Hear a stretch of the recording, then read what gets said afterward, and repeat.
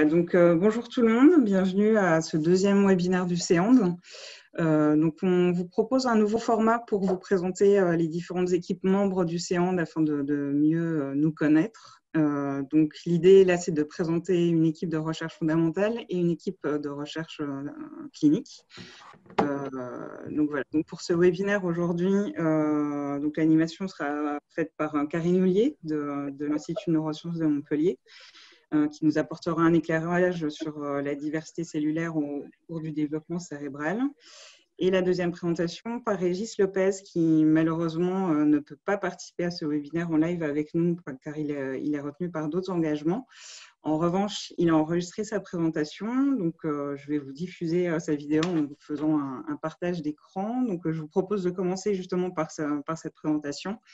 Et je passerai la parole à Karine par la suite pour sa présentation et on pourra terminer du coup la session sur une petite session de questions-réponses avec Madame Loulier.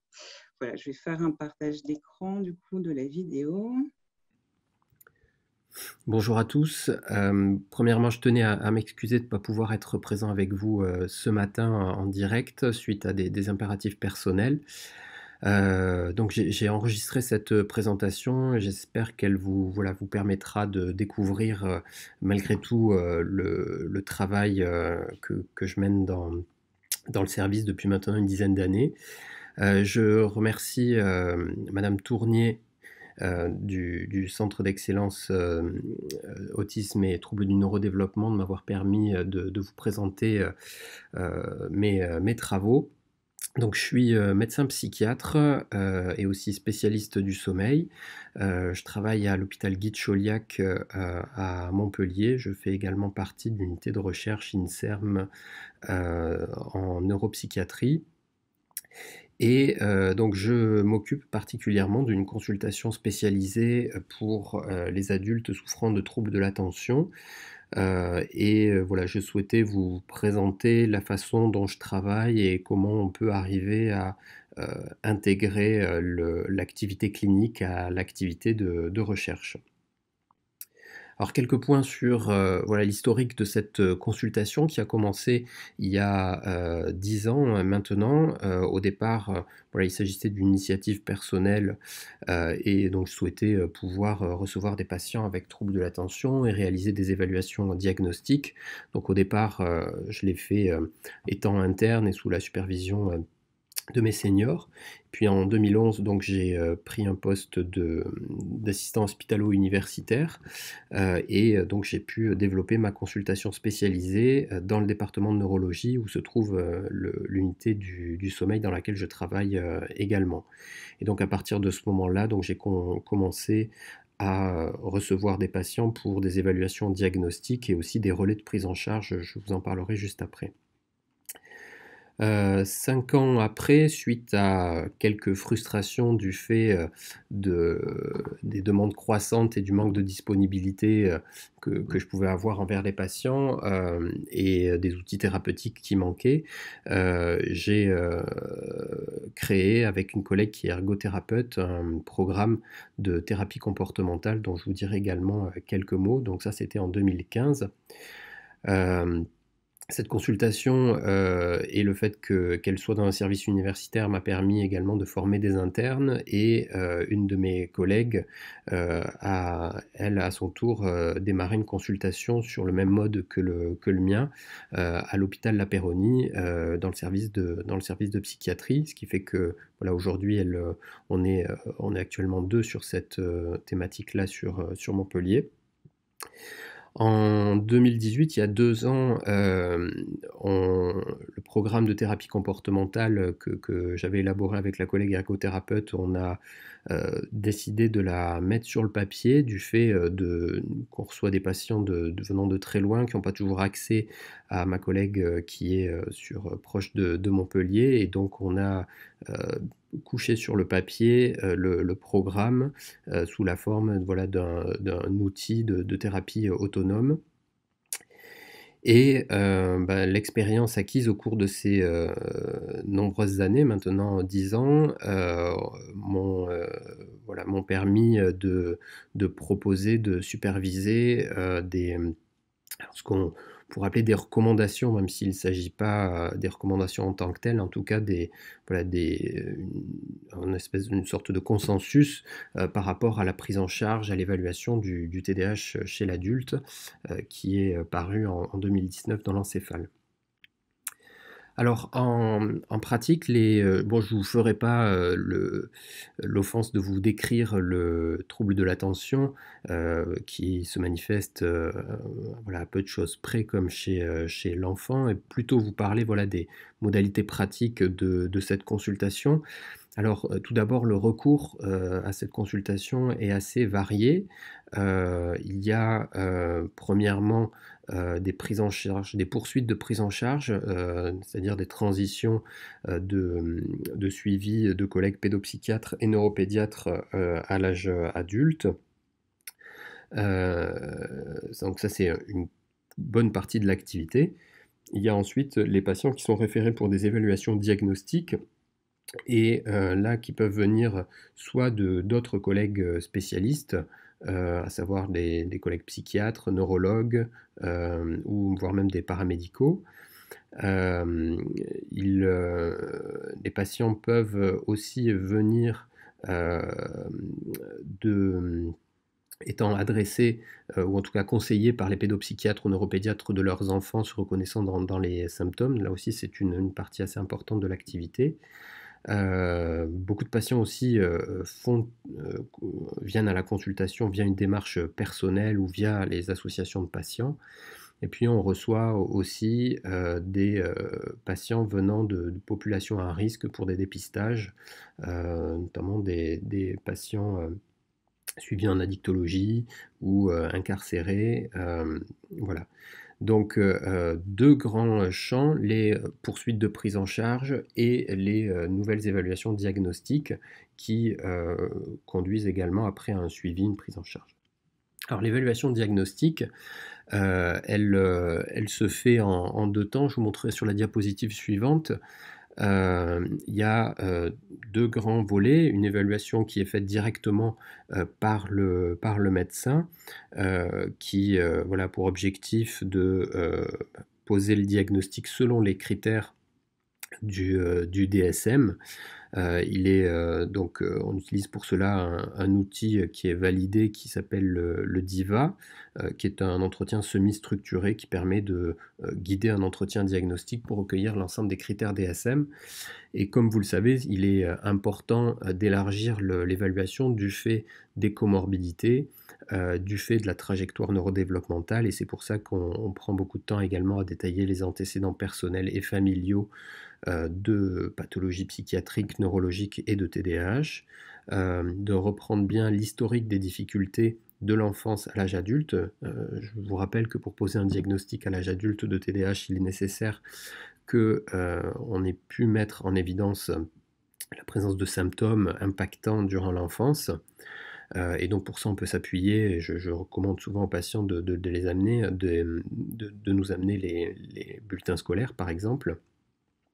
Et puis l'évaluation va porter également sur des aspects psychiatriques, donc une recherche de dépression, de troubles anxieux, de troubles bipolaires, problématiques addictives et également des troubles du sommeil qui sont extrêmement fréquents dans cette population.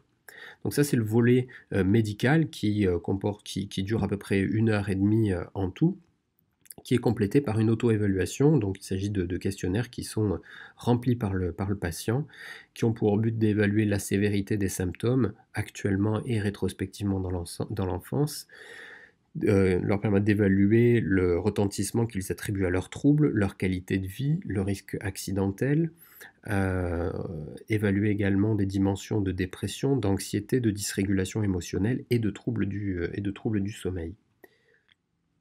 Alors, en pratique, cette évaluation qui dure 1h30 se fait en deux temps. Déjà c'est long, et donc on le divise en deux, c'est-à-dire que les patients viennent pour une consultation classique de 30 minutes où en général voilà, ils m'exposent la problématique et on décide ensemble si on lance une évaluation ou non. Donc on débute le bilan. À la fin de ces 30 minutes, je remets au patient une série d'auto-questionnaires qu'il me ramènera lors de la prochaine visite, qui sera une visite cette fois-ci d'1 heure, pour terminer l'évaluation. Ensuite, à l'issue de ce bilan-là, nous prévoyons une consultation de restitution qui dure environ 45 minutes pour expliquer au patient son diagnostic, la sévérité, les troubles associés et dessiner ensemble un projet de prise en charge. Et ensuite, quand on a décidé ensemble qu'effectivement il était nécessaire de mettre en place une prise en charge, alors qu'elle soit médicamenteuse ou non, un suivi se met en route avec une fréquence variable qui va en fonction des besoins de 2 à 3 fois par an, et ce sont des consultations d'une trentaine de minutes. Donc ça, c'est la façon dont s'organise l'évaluation diagnostique. Alors, comme vous l'avez vu, je ne fais pas appel à la réalisation d'un bilan neuropsychologique qui, premièrement, n'est pas nécessaire au diagnostic. Et pour des raisons pratiques également, étant seul pour mener cette consultation, je n'ai pas d'équipe dédiée. Il est très difficile de trouver des neuropsychologues pour réaliser ces bilans-là. Il n'empêche pas que le bilan neuropsychologique va être très important et plus important chez l'enfant que chez l'adulte, et qui peut être important notamment pour guider après des stratégies de prise en charge basées par exemple sur de la remédiation cognitive. Alors un mot aussi sur, au cours de ces dernières années, les outils thérapeutiques qu'on a pu développer. Alors il y a premièrement un site de psychoéducation que j'ai créé avec ma collègue ergothérapeute, qui est disponible en accès libre pour les patients. Il s'agit de ergo-tdh.com. C'est un site qu'on a créé avec, qui est de l'information donnée sous forme de questions-réponses avec les grandes thématiques sur la nature du trouble, son retentissement, le devenir avec l'âge et évidemment les prises en charge et notamment le médicament. En 2015, suite à une certaine frustration de ne pas pouvoir proposer autre chose que le traitement médicamenteux ou des lectures à mes patients, on a élaboré un programme de thérapie comportementale de réadaptation. Alors il ne s'agit pas véritablement de thérapie cognitivo-comportementale, c'est très comportemental. C'est une approche qui peut s'apparenter à du coaching, qui est actuellement réalisé par Audrey Roch, qui est donc ergothérapeute qui travaille en libéral. Elle ne s'occupe que d'adultes avec troubles de l'attention. Donc c'est un programme qui comprend 9 à 10 séances avec des variantes selon le public concerné. Il y a un programme adulte, un programme étudiant et lycéen. Elle reçoit des patients à partir de l'âge de 16-17 ans environ, en fonction de la motivation du jeune.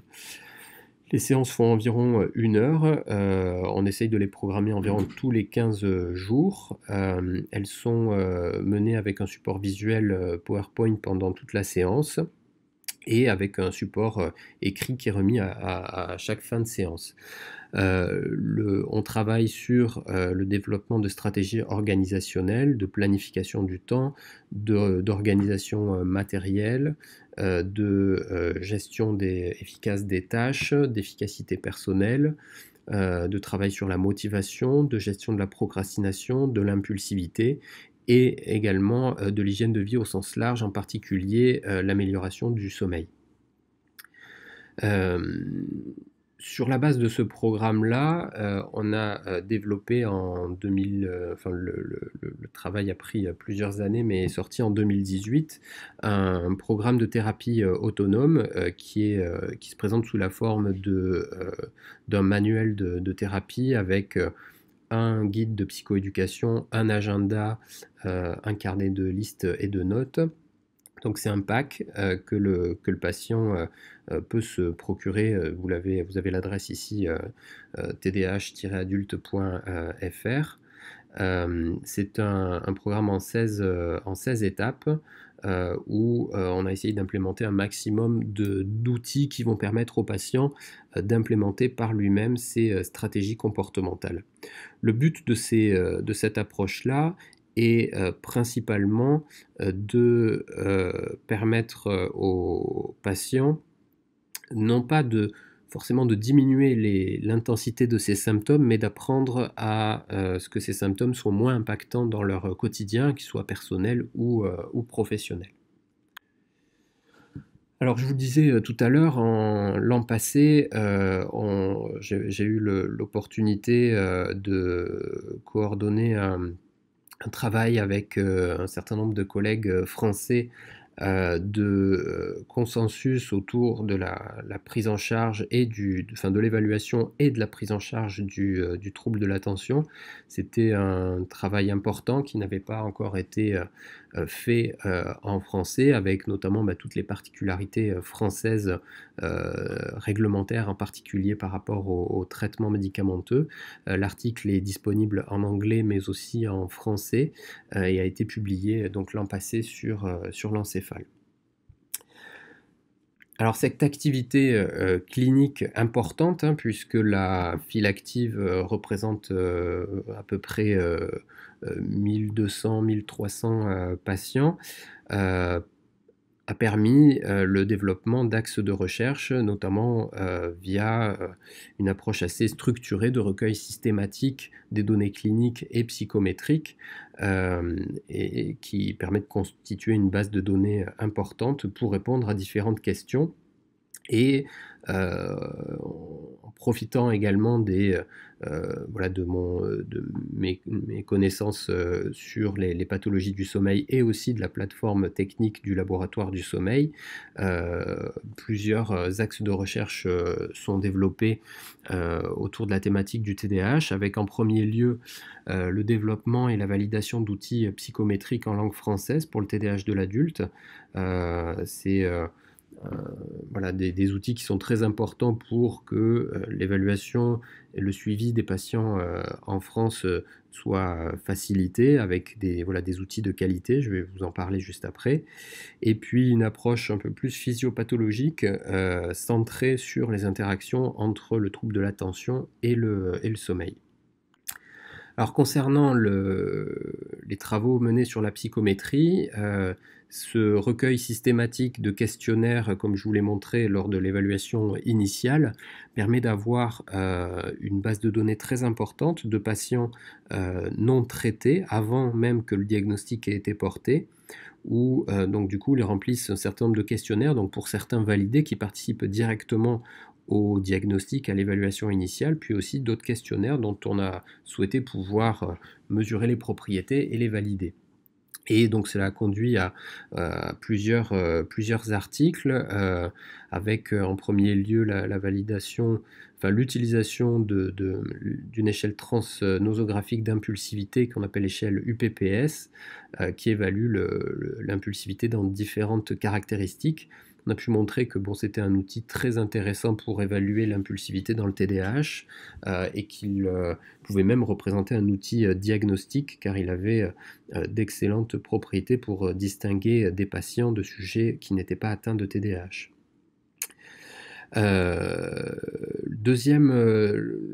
Les deux articles suivants portent sur une dimension qu'on a souhaité pouvoir explorer et mettre à disposition des outils validés pour en rendre l'évaluation plus facile. Il s'agit des anomalies de filtrage sensoriel. Les personnes atteintes de TDAH rapportent souvent se sentir envahies par des sensations désagréables, par le bruit, par les odeurs, souffrir d'une distractibilité importante, qui est liée au fait que possiblement les informations sensorielles sont mal filtrées. Donc il existait une échelle qui s'appelle la Sensory Gating Inventory, qui était initialement développée pour la schizophrénie, que l'on a fait compléter à des patients souffrant de TDAH, qui a permis de valider déjà premièrement cette échelle, et une deuxième version plus courte, plus adaptée à une utilisation de routine clinique, qui est vraiment un outil très intéressant, qui explore une dimension qui est rarement abordée dans ce trouble-là, et qui est pourtant extrêmement prévalente. Des outils plus généraux. Le premier, il est très important, c'est une échelle de retentissement fonctionnel du TDAH que l'on a pu valider en 2018 à partir de la cohorte, avec plus de 360 patients qui avaient complété cette échelle-là. on a pu voilà, démontrer qu'il s'agissait d'un outil valide et applicable à la population française clinique d'adultes souffrant de TDAH. Et notamment dans ce travail, on étudie également les facteurs qui contribuent au retentissement négatif du trouble sur le plan fonctionnel, la sévérité du trouble évidemment, mais aussi d'autres, les comorbidités par exemple.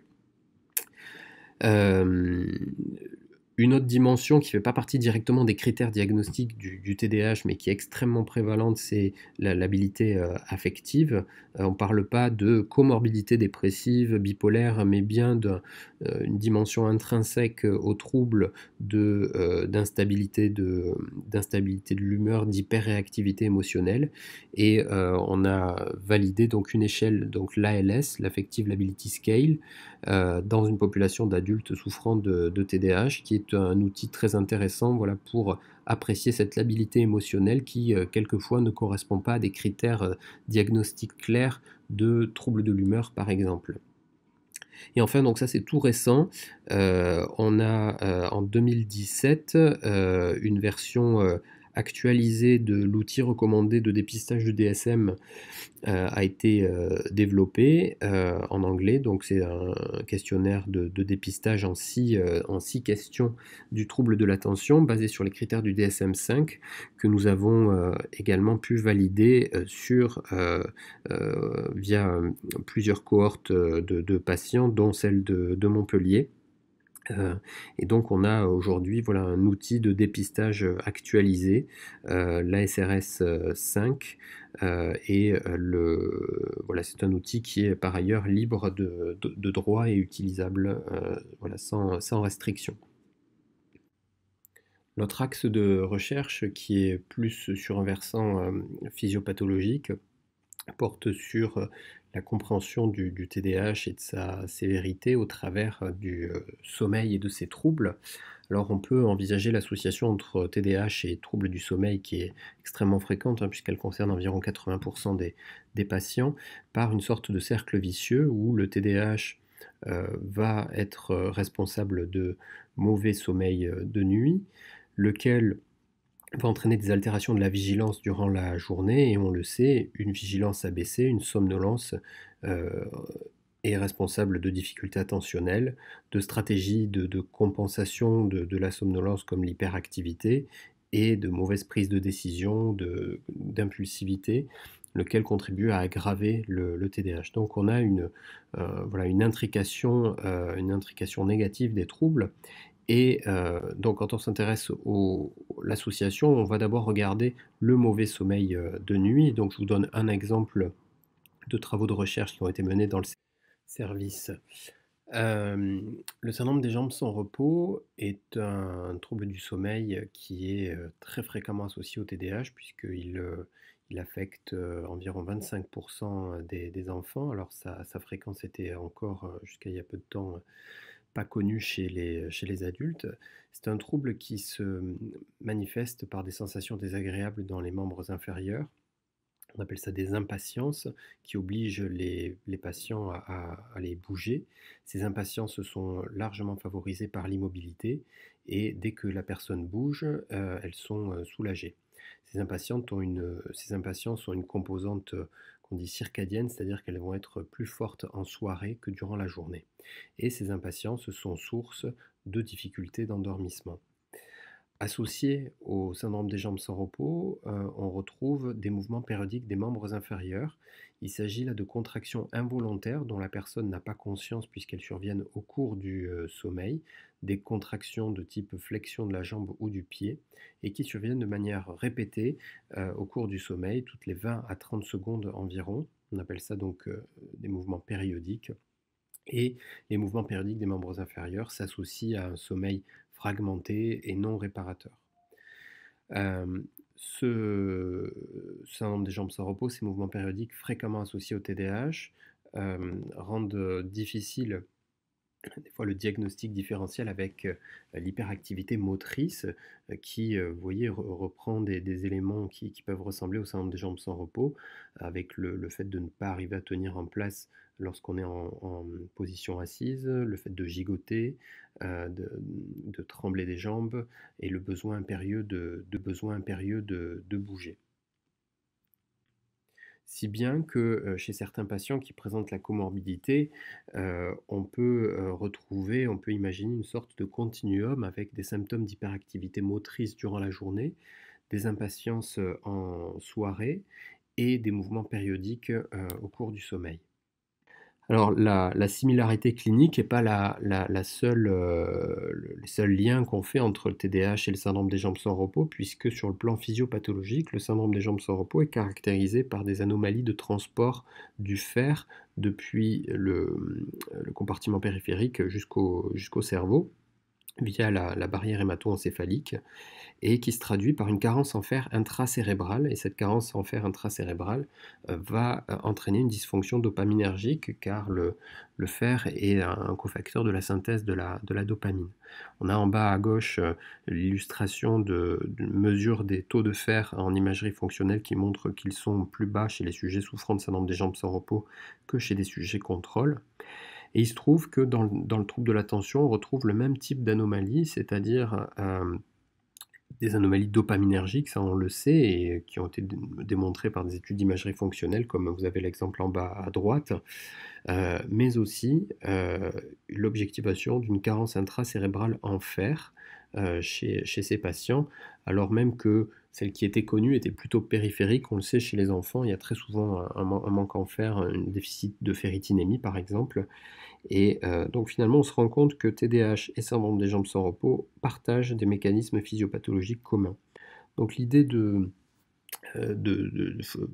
partant de cette constatation, nous avons mené une étude dans le service à partir de la cohorte.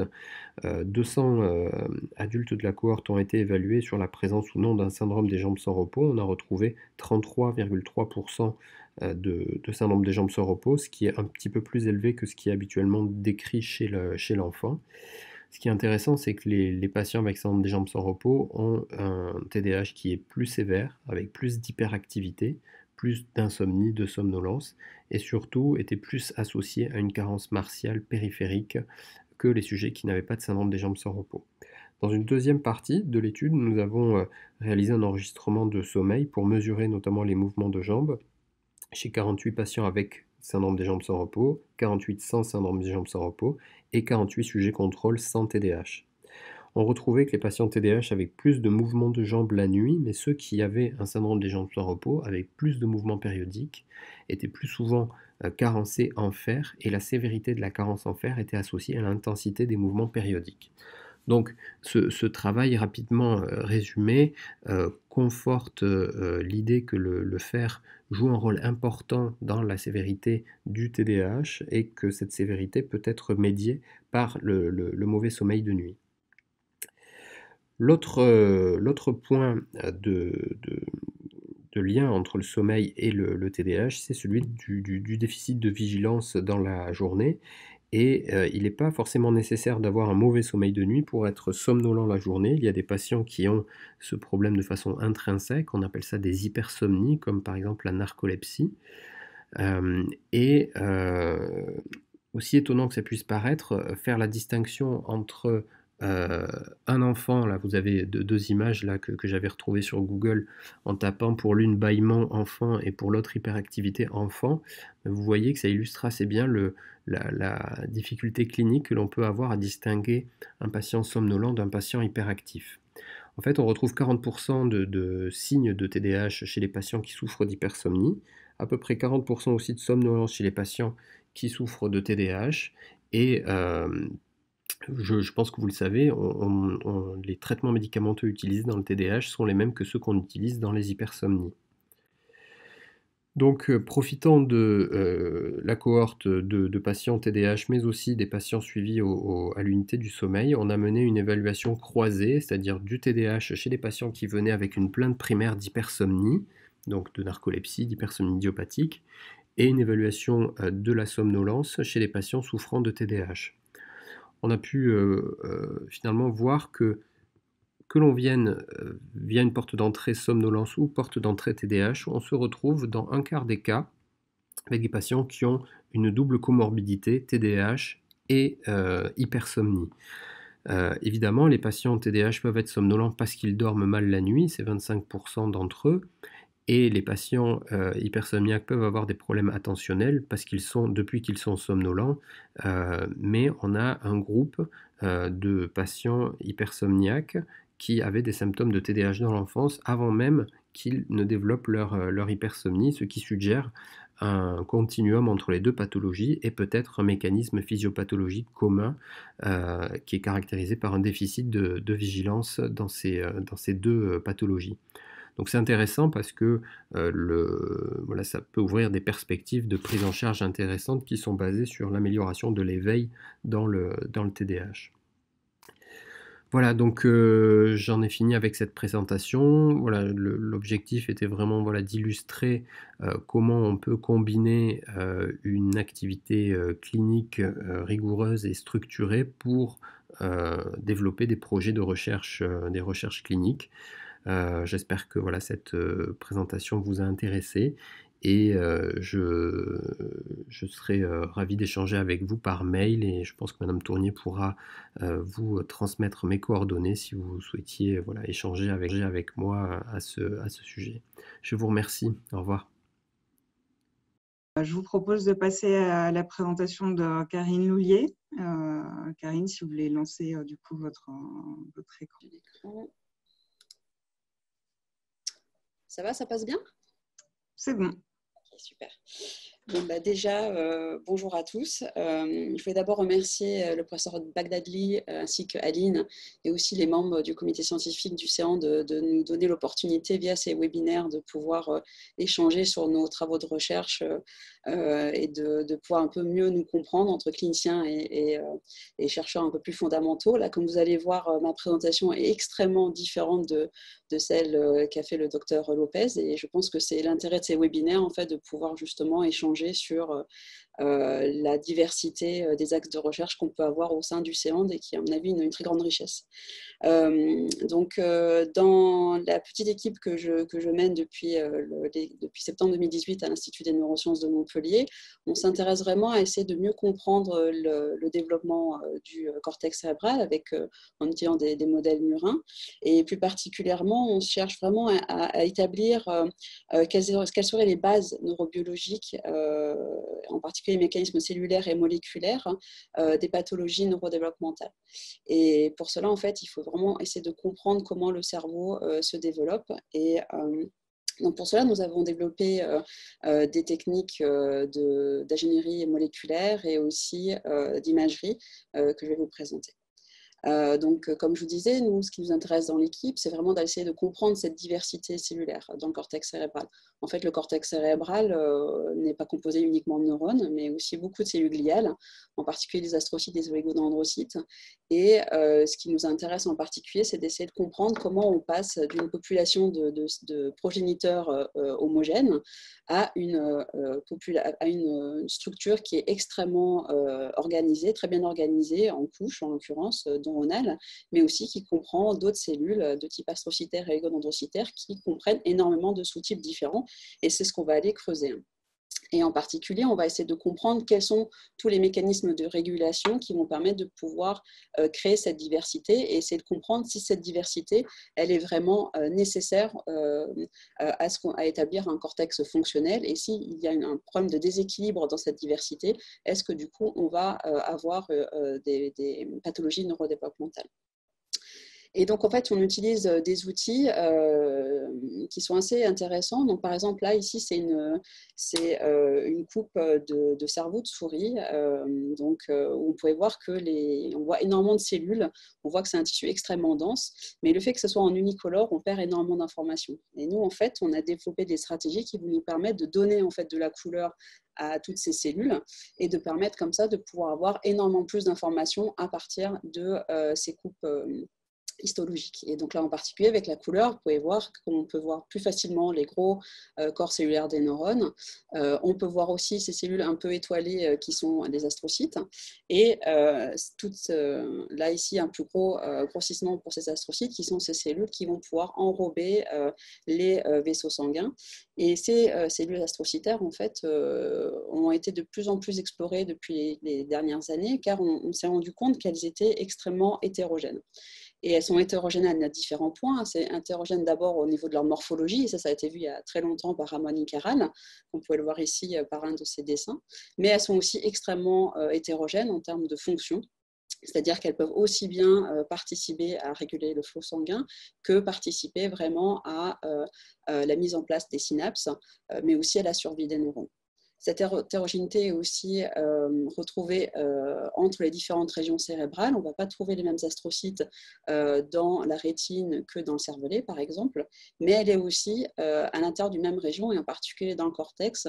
On peut voir qu'on peut retrouver différents types d'astrocytes au niveau de la surface piasse ou au niveau des astrocytes protoplasmiques ou périvasculaires. Et ce ne sont pas les seules caractéristiques un peu étranges des astrocytes. À part leur hétérogénéité, ces astrocytes aussi ont la particularité de former en fait, dans le cerveau mature un réseau qui est complètement continu.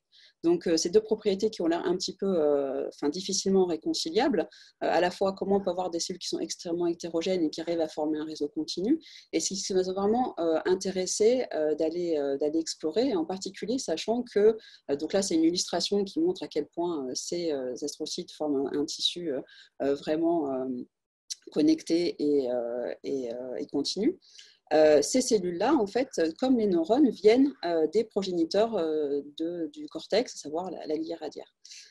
Donc la question qu'on s'est posée, c'est vraiment comment on arrive en fait à générer cette diversité de cellules astrocytaires à partir des progéniteurs homogènes, donc de la glire radiaire, et quels sont en fait les mécanismes cellulaires et moléculaires qui rendent compte de la formation en fait du réseau astrocytaire. Et donc pour répondre à cette question, donc on a utilisé la couleur, comme je vous disais un petit peu avant. Et en fait, on a donné des combinaisons de couleurs à des progéniteurs adjacents au niveau de la paroi ventriculaire du cortex cérébral. Et ces marqueurs fluorescents vont pouvoir être distribués au sein de toute la descendance d'un progéniteur. Et donc, on va pouvoir ainsi suivre des clones de cellules, et on va pouvoir suivre du coup leur composition en termes de type de cellules, mais aussi en termes de localisation dans le parenchyme cortical. Donc, comment on fait ça? En fait, on fait appel à des outils d'ingénierie moléculaire. Ces outils, en fait, utilisent plusieurs types de protéines fluorescentes distinctes, et aussi un phénomène, enfin, un processus d'expression stochastique qui est utilisé notamment dans les techniques de suivi du lignage, où on va pouvoir utiliser une enzyme créée qui va pouvoir reconnaître des sites LOX qui vont permettre d'exciser la partie de l'ADN qui se trouve entre ces deux sites LOX, et permettre ainsi la production d'une autre protéine fluorescente qui va permettre de pouvoir spécifiquement marquer la population d'intérêt. Lorsqu'on combine en fait ces différentes protéines fluorescentes avec ce système de recombinaison Crelox, on obtient en fait la possibilité de pouvoir créer des transgènes multicolores, c'est-à-dire des séquences d'ADN codant pour des protéines fluorescentes distinctes, qui vont pouvoir être exprimées soit au niveau du cytoplasme, soit au niveau du noyau. Et en fait, ça va nous permettre de pouvoir créer une combinatoire en fait, de couleurs qui vont pouvoir être exprimées par les progéniteurs et donc retrouvées au niveau de toute la descendance. Ça va donc permettre de pouvoir regarder au sein d'un même tissu de multiples clones, enfin, ou familles de cellules qu'on va pouvoir suivre et caractériser. Donc, on a utilisé cette technique en particulier avec Solène Clavreul, qui était étudiante en thèse dans l'équipe. Et Solène, donc, pour pouvoir distribuer ces transgènes au niveau des progéniteurs, utiliser une technique qui s'appelle l'électroporation in utero, qui permet de faire de la chirurgie, qui permet de spécifiquement cibler les progéniteurs qui nous intéressent et leur attribuer ces marqueurs colorés. Et elle a regardé à différents stades de développement chez la souris, 4 jours après la naissance, 7 jours ou 21 jours après la naissance. Elle a récupéré des cerveaux des souris, fait des coupes qu'elle a toutes imagées au microscope confocal, a fait ensuite des reconstructions de mosaïques, et elle a pu ainsi, donc là c'est une illustration de ce qu'on peut voir en fait vraiment au niveau des coupes de ces cerveaux de souris. Vous pouvez voir donc les neurones pyramidaux qui sont nés au temps de l'électroporation, qui ont aussi ces marqueurs colorés qu'on va retrouver au niveau des couches de 3 puisque l'électroporation a été faite au stade embryonnaire 15, et on peut voir toutes ces cellules étoilées qui sont en fait les fameux astrocytes dont on va essayer de comprendre en fait un peu mieux leur composition. Et donc ces astrocytes vont avoir des combinatoires de couleurs, et c'est ces combinatoires de couleurs spécifiques qui vont être partagés entre cellules sœurs, qui vont permettre de pouvoir mieux comprendre quelles sont la composition de ces familles d'astrocytes, et essayer de voir si elles sont différentes les unes des autres, ou au contraire extrêmement similaires dans leur développement. Et donc là, je vous présenterai juste quelques résultats en fait, qui ont été obtenus avec cette technique. Là, c'est une illustration des différents types de clones, en fait, donc de familles de cellules astrocytes que vous pouvez voir, avec leurs marqueurs combinatoires spécifiques. Et donc, ça nous permet de pouvoir faire quelques quantifications sur ces clones, donc essayer vraiment de comprendre, par exemple, quelle est la composition en termes de nombre de cellules de ces clones. On peut voir qu'entre 4 jours et 7 jours après naissance, il y a vraiment un doublement de la population de ces cellules qui s'arrête à P7. En fait, on voit qu'à P21, il n'y a plus vraiment d'augmentation du nombre de ces cellules. Par contre, ce qui n'était pas connu vraiment jusqu'à présent, et ce qui nous a permis de voir via le fait qu'on pouvait marquer différents clones en même temps, c'est de voir qu'en fait, cette distribution de la taille était vraiment extrêmement différente d'un clone à un autre. C'est-à-dire qu'il y a une grande variabilité, deux clones ne sont pas identiques, et on a comme ça des clones qui sont à la fois soit excessivement grands, même très tôt au niveau du développement, soit au contraire des clones qui sont relativement petits, même à plusieurs jours après la naissance. Donc ça, c'était une première chose qui nous a un petit peu rendu perplexe, vu qu'on ne s'attendait pas à une aussi grande variabilité dans ces clones. Mais aussi, une deuxième chose qui a été importante avec ces études, c'est qu'on a pu voir un peu, en déduire un peu la composition en fait, de ces clones en termes de sous-types. Comme je vous disais, au niveau du cortex, on trouve des astrocytes de la surface piale qui ont une morphologie un petit peu fibroblastique, on va dire, et un autre type d'astrocyte qui se retrouve à avoir une morphologie extrêmement étoilée qu'on appelle les astrocytes protoplasmiques. Et donc, on s'est retrouvé à avoir effectivement, comme attendu, des clones avec uniquement des astrocytes protoplasmiques, donc des clones homogènes protoplasmiques, et aussi des clones homogènes de la surface piale. Ce qui était d'autant plus surprenant, c'est que par contre, on a trouvé aussi des clones hétérogènes, c'est-à-dire qu'au sein d'un même clone, on trouvait des astrocytes protoplasmiques, mais aussi des astrocytes de la surface piale. Et donc, ça a permis de mettre en évidence qu'il y avait en fait un progéniteur commun dans ces deux sous-types d'astrocytes, ce qui n'était pas quelque chose qui était vraiment établi au niveau de la littérature. Ce qui est d'autant plus intéressant, en fait, c'est grâce à la morphologie à laquelle on peut avoir accès grâce à la combinatoire de couleurs, on a pu regarder aussi la proportion de ces clones à travers le temps, donc des clones hétérogènes et des clones homogènes. Et on a pu voir en fait que cette proportion de clones hétérogènes était extrêmement stable au cours du temps. On a toujours à peu près 20% de ces clones qui sont à la fois comprenant des astrocytes à la fois protoplasmiques et à la fois des astrocytes de la surface piale. Sachant qu'on a quand même une plus grande proportion d'astrocytes qui sont à la protoplasmique, en fait, et très peu qui sont uniquement de la surface piale. Mais ce qui est d'autant plus intéressant, et ce qu'on a pu avoir vraiment grâce à la couleur, c'est avoir accès à ces morphologies en fait, intermédiaires, où on peut voir qu'on a d'un côté une cellule qui a d'un côté une morphologie très fibroblastique, donc d'astrocytes de la surface piale, et de l'autre côté, vraiment la même cellule, ces grandes ramifications qui rappellent les astrocytes protoplasmiques. Donc, ces morphologies intermédiaires nous laissent vraiment en fait, penser qu'il y a vraiment une bipotentialité de ces progéniteurs corticaux qui, selon leur localisation, vont pouvoir donner soit l'un, soit l'autre de ces sous-types.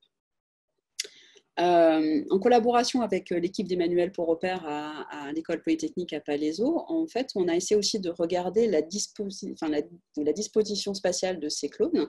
Et pour ça, grâce à l'aide de Lania Abdeladine, qui était aussi étudiante en thèse dans son équipe, on a pu mettre en place un système qui permet de pouvoir coupler un vibratome, c'est la possibilité de faire des coupes directement sur un microscope multiphoton qui permet d'imager les trois protéines fluorescentes qui nous intéressent.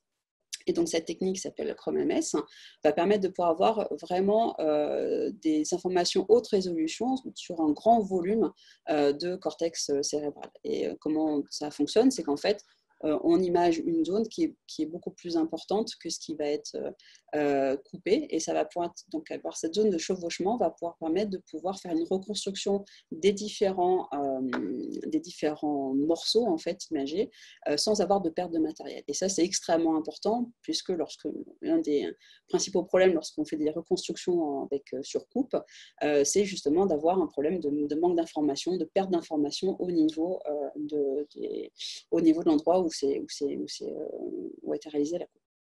Et donc, ça nous permet vraiment de pouvoir reconstruire le tissu cortical sur plusieurs millimètres cubes, et d'avoir comme ça accès à toute la morphologie des cellules qui sont marquées au sein de ce volume important. Donc, le papier de Lamia a permis de faire une étude des astrocytes au stade un peu plus mature, et on a utilisé cette technique pour le papier de Solène sur des stades beaucoup plus précoces, donc P21 et P7, et on peut voir ici qu'on peut avoir comme ça accès à vraiment énormément de matériel, et permettre d'avoir accès pour la première fois à la position de chaque cellule marquée dans l'espace, sans perte de matériel. Et donc ça nous a permis de découvrir qu'en fait ces clones, qui étaient déjà très divers dans le nombre de cellules qui les composent ou leur diversité en termes de sous-types, sont aussi extrêmement divers dans la localisation et l'espace qu'ils utilisent au sein du parenchyme cortical. En collaboration avec Gilles Bovento et Edwin Hernandez-Carson, cette fois-ci donc au CEA à Fontenay-aux-Roses, on a pu aller regarder plus spécifiquement au niveau de la morphologie individuelle de ces astrocytes, puisqu'on a remarqué assez très tôt en fait, avec les données de Solène, qu'on avait une grosse différence dans la morphologie de ces cellules AP7 et P21. Et ce que Edwin a fait, c'est pour mettre en place des outils qui permettent de segmenter ces prolongements très très fins de ces astrocytes, et qui a permis comme ça de pouvoir établir qu'entre ces deux stades, P7 et P21, on avait vraiment une augmentation de la complexité de la morphologie de ces astrocytes, qui est vraiment très importante aussi pour leur fonction. Et on a aussi pu comprendre qu'entre P7 et P21, on a fait aussi un remplissage du neuropile grâce justement à l'augmentation de la morphologie, à la complexification de cette morphologie de ces astrocytes. Donc, juste en résumé, je n'ai pas présenté tous les datas de ce travail qu'on peut retrouver car il a été publié en fin 2019, mais on a pu voir en fait que ces progéniteurs de la glie radiaire pouvaient donner des progéniteurs pionniers en fait qui allaient coloniser le parenchyme cortical, qu'ils étaient aussi, donc ils se prenaient un marqueur un peu particulier qui est OLIC2, qui est donc un marqueur panglial en fait des progéniteurs du cortex, qu'après cette phase de colonisation qui avait lieu avant la naissance, on avait au cours de la première semaine postnatale une phase extrêmement dynamique de développement, où à la fois on a les astrocytes qui ont colonisé le parenchyme, qui prolifèrent de manière très active et qui aussi se dispersent, c'est-à-dire s'écartent les uns des autres, et il y a aussi toujours une production continue de nouveaux astrocytes qui viennent de la zone germinale au niveau de la postnatale S-visée. Et enfin, après cette première semaine postnatale qui est extrêmement dynamique, on a cette fois-ci une phase qui est de maturation où il n'y a plus de mouvement vraiment dynamique des cellules, mais par contre, il y a une maturation individuelle de ces cellules qui vont remplir progressivement le parenchyme par l'augmentation de l'accroissement de leur morphologie, en fait, de leur process. Donc ça, cette étude en fait a été réalisée essentiellement à l'Institut de la Vision, où j'étais chercheur avant dans l'équipe de Jean Livet, et ça a posé un peu les bases en fait de l'équipe que je dirige à présent, où ça nous permet d'aller un peu plus loin dans essayer de comprendre en fait toute cette diversité cellulaire, donc avec des outils qui vont nous permettre d'aller vraiment comprendre à la fois comment les progéniteurs peuvent donner des neurones et des cellules gliales, puisque c'est un process qui est extrêmement régulé et contrôlé au niveau du développement cortical, où on a d'abord une production des neurones pyramidaux et après une production des cellules gliales un peu avant la naissance, suivie par une grande phase en fait qui correspond 2-3 premières semaines postnatales, où cette fois-ci, on va avoir toujours un développement actif de ces cellules qui se fait plus à l'échelle de la maturation et qui sont encore des processus qui sont encore très peu étudiés. Donc vraiment, ce que nous, on cherche à mieux comprendre au niveau de l'équipe, c'est d'aller vraiment comprendre la potentialité de ces progéniteurs individuels. Est-ce que ce sont chacun des progéniteurs qui vont être capables de donner d'abord des neurones pyramidaux, puis après des cellules gliales, ou est-ce qu'il va avoir d'abord à l'échelle de la population, il va y avoir un seul progéniteur qui va donner d'abord des neurones et ensuite des cellules gliales, ou ça va être à l'échelle de la population, on va d'abord avoir une population de cellules qui va donner des neurones, qui va être ensuite redevenir dormante, alors qu'une autre population de progéniteurs va s'activer pour cette fois-ci donner des cellules gliales. Ça, c'est des questions qui sont encore assez débattues dans le domaine. On va aussi s'intéresser au fait qu'on a besoin d'abord d'avoir ces neurones pyramidaux qui sont générés avant d'avoir la glie qui arrive.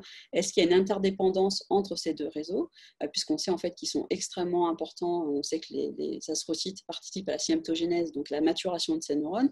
Est-ce que, de manière réciproque, les cellules gliales ont aussi besoin des neurones et de leur disposition particulière, très stéréotypée pour pouvoir avoir leur propre fonction. Donc, c'est des choses qu'on explore en manipulant avec de l'ingénierie moléculaire aussi les différentes molécules qui vont permettre de pouvoir réguler le positionnement des neurones.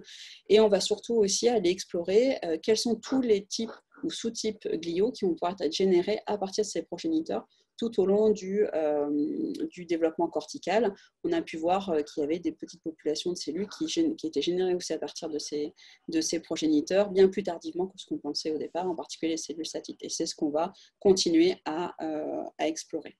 Donc pour cela, en fait, on utilise les stratégies de Magic Marker, où on va pouvoir avoir ces